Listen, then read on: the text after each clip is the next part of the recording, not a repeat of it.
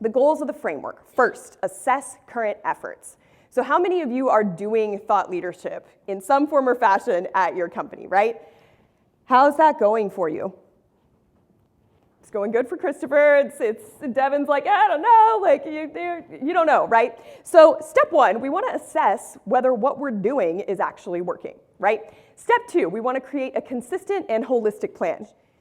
Next, we want to create a pipeline to scale. So again, right, if you only have one person, what if they get sick? What if they take parental leave? What if they leave the company? What if they have a scandal? We've been seeing a lot of that recently, right? Social media has allowed us to expose some of the things that maybe we didn't wish were so exposed. And so if that person is no longer the person that you want to be the face and the voice of the company, who's behind them? And then finally, have actionable recommendations. So if you found someone who's smart and credible, and it's like, man, you could be a thought leader. I hear this a lot. We have a lot of really smart people. They could be a thought leader. Okay, well, why aren't they? Well, we don't know what to do with them. Great. Let's create a toolkit to give them some actionable recommendations. So before I share the framework, I want to frame the framework. First, it is confined to knowledge workers. So we're not defining celebrities, entertainers, musicians, sports stars, other famous people. I see this a lot where people will start to compare someone to like Neil deGrasse Tyson.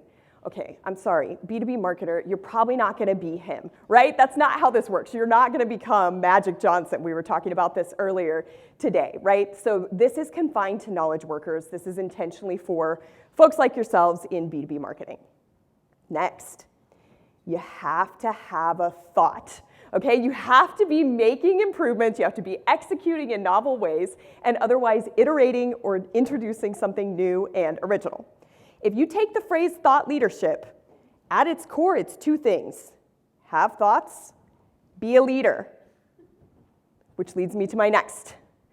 Good at your job does not mean you are a thought leader.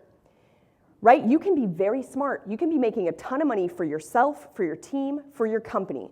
But if you're not codifying that great work and sharing it externally, you're not a leader. So with that framework in mind, let's talk through these 4 pillars. So first, we have credibility. This is really about that expertise, that authority. Do people believe you when you say things? Next, profile. And this is what a lot of people think of when they think of thought leaders. Oh, this is someone famous. They have a lot of followers. They're well known. Yes, you need to be well known. You need to have that audience, but it has to work in tandem with the other 3 pillars. Next, being prolific. So this is long form content, short form content, different asset types, different channels. Are you speaking? Are you on podcasts? Do you have a book? Right? This is very controversial. I struggle to say that you must have a book, but you will find that a lot of the most well-known thought leaders do have some form of long-form content, whether that is a podcast that's been going for years or a book that you can buy off the shelf. And finally, depth of ideas. So this is that piece of the new or novel or shaping or driving the conversation forward, influencing the industry trends. So the pillars work together in tandem. This is not a linear thing, right? You have to figure out where you are on this spectrum, and you rate yourself in each pillar. And that then tells you, okay, how do I move up? What next action do I need to take?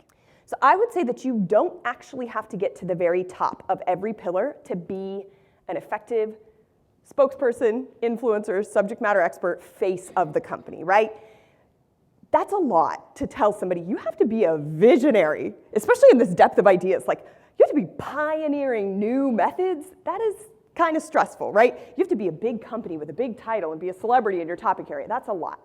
So I actually think you can be an effective thought leader if you have strong credibility, a strong profile. You are highest in the profile pillar, in the prolific pillar.